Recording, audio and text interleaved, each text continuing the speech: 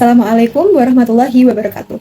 Halo semuanya, perkenalkan nama saya Siti Nurmalidia dengan NIM 2301050560 dengan nomor presensi 36. Saya dari Rombel L angkatan 2023. Kali ini saya akan menjelaskan tentang keselamatan dan kesehatan kerja di laboratorium.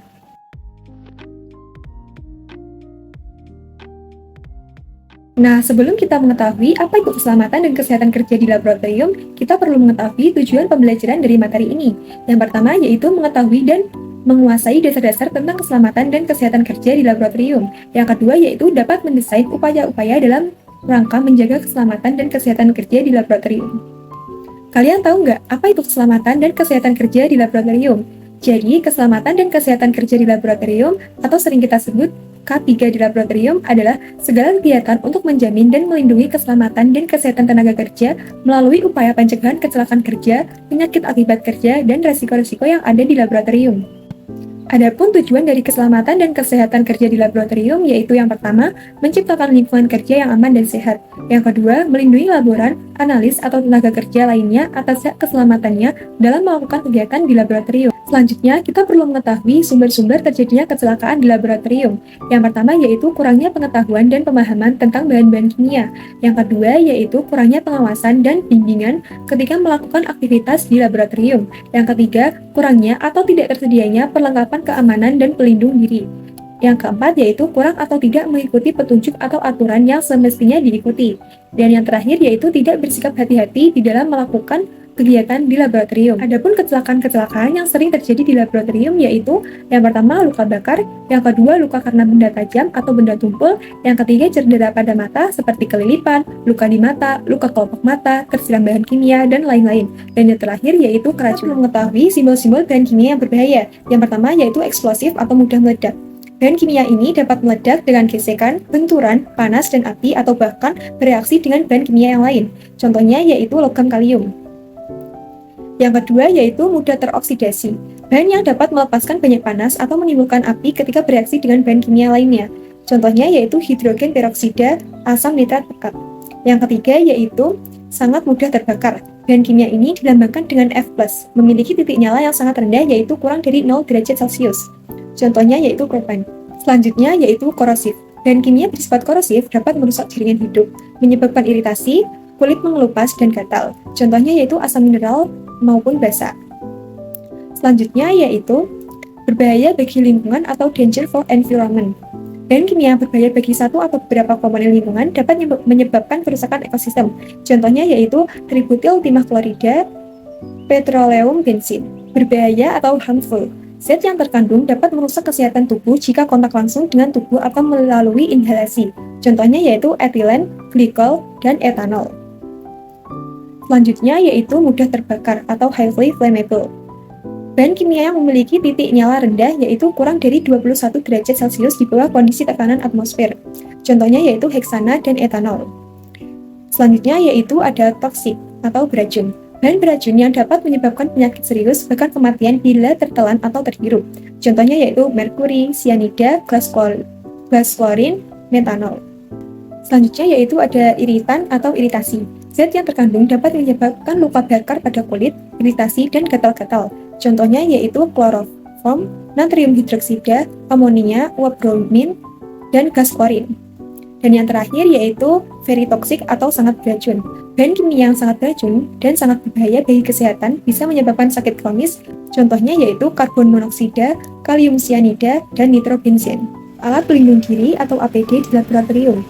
APD merupakan peralatan yang dipakai saat beraktivitas untuk meminimalkan terjadinya cedera dan mencegah penyakit akibat paparan berbahaya di laboratorium. Contoh alat pelindung diri yaitu seperti jas laboratorium, hair cap, safety spectacles, safety goggles, face shield, masker medis, respirator, earmuff, sarung tangan latex, dan sepatu tertutup. Yang pertama yaitu jas laboratorium. Jas ini berfungsi untuk melindungi pakaian pribadi, melindungi tubuh dari paparan panas, paparan radiasi, percikan api, dan paparan bahan kimia yang lain. Selanjutnya yaitu ada alat pelindung kepala atau hair cap.